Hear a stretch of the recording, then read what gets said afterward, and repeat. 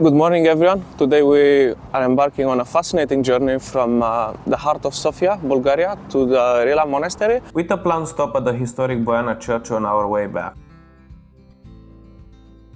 Featuring beautiful historic architecture, colorful frescoes, and peaceful mountain surroundings, Rila Monastery is a unique and captivating site.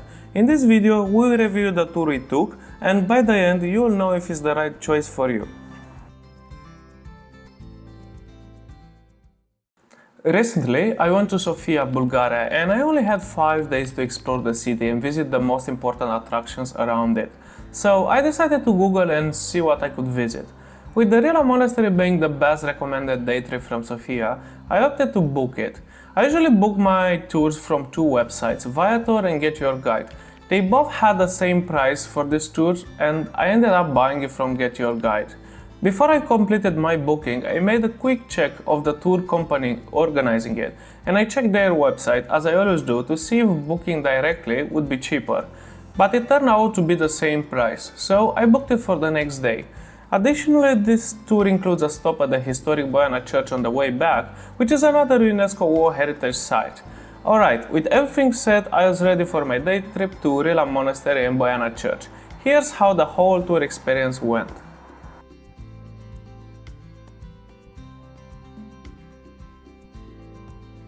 So we almost arrived. The meeting point should be behind this cathedral, which is called Alexander Nevsky Cathedral.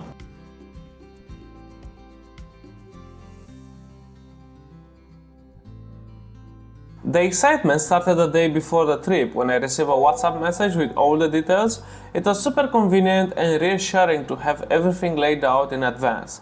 We set off at 9:10 from Sofia. The bus was full. I think we were around 45 to 50 people. And our tour guide Vessi, she was fantastic. She made announcement and described the tour in Spanish, Italian, and then English, which was very inclusive and helpful. So just one tip for you guys, sit on the right side of the bus for the best views of the green valleys as the bus drives.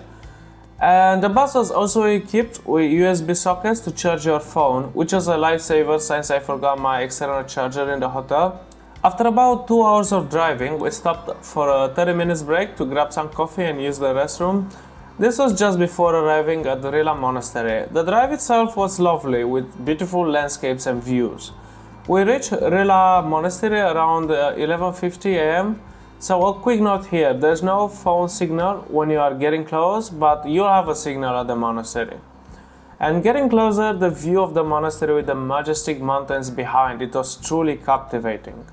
Remember, there are some strict rules though when you get inside the church. No food, no drink, smoking, no hands in the pocket, no videos or photo inside the monastery, and men should not wear hats. Our guide Vessi gave us 45 minutes presentation starting at noon, where she explained the history and significance of Rila Monastery.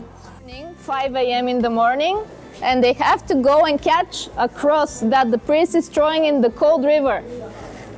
And so everybody's going there. They have to catch the cross in the cold waters of the river early in the morning, 5:30 a.m. So the winner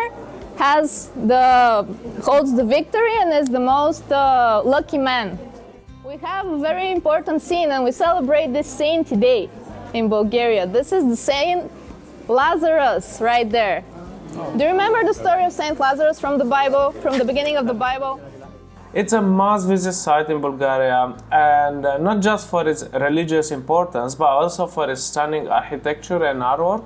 The monastery was founded in 10th century by the hermit Saint Ivan of Rila and has been a spiritual and cultural center for over 1,000 years.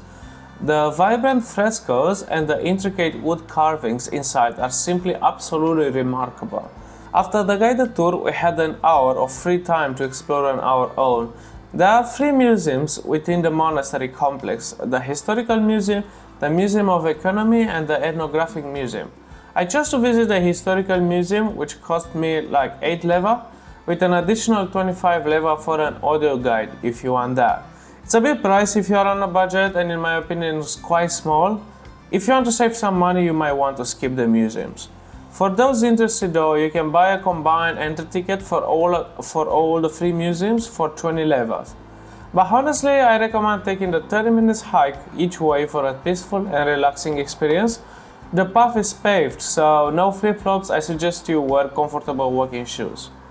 If you decide to do the tower entry, it's 5 level, but the view is limited through small windows.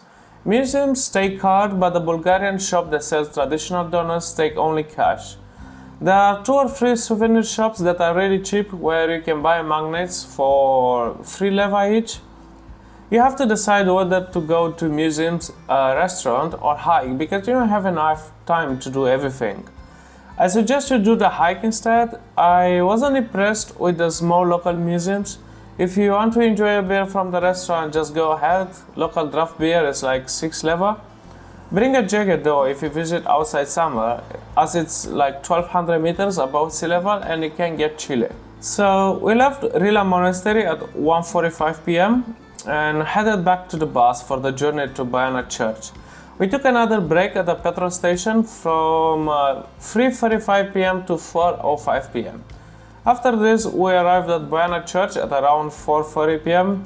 This small church is another UNESCO World Heritage, so it's really renowned for its beautiful frescoes that date back to the 13th century.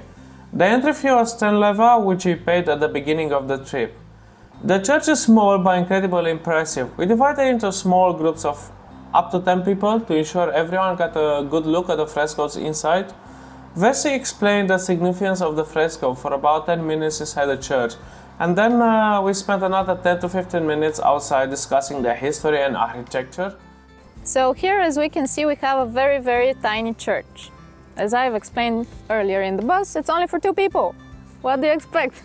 It's a tiny church. What happened? Let me share with you the story of the church. Back in 1259, the local governors of the region wanted to do a sepulchre for their afterlife. So that was very trendy at the time, and all the Byzantines, Thracians, before that Romans, they all built something like a tomb, you know that for a fact. So they wanted to do their sepulchre. So this is why we have the Boyana church.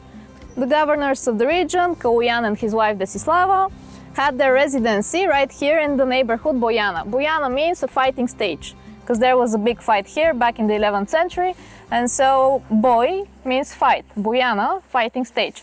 And their castle was just there where we entered from the door. There are also facilities like toilets and a spring water to refill your bottled water. And then at around 5:30 we boarded the bus and we made our way back to Sofia. Honestly, there are not many specific tips I could give you for this trip, but there are a few key ones, like sit on the right side of the bus for the best scenic views during the drive, and bring some cash as not all the places accept cards, and wear some walking shoes just in case you want to go for a walk, and bring a jacket, especially if you are visiting outside the summer months. Finally, and the most important one, try to avoid weekends and visit midweek if possible to escape the crowds. I got the sun in my eyes. So after nearly 9 hours, we are back at the starting point, and I totally believe Rila Monastery, Rila Tour is a must-see. While Boyana Church is nice, Rila Monastery is definitely a day trip that you should plan. So I dropped the link in the description if you want to do the same tour, and consider subscribing to see our next video to Plovdiv. And yeah, thanks for watching and see you next time.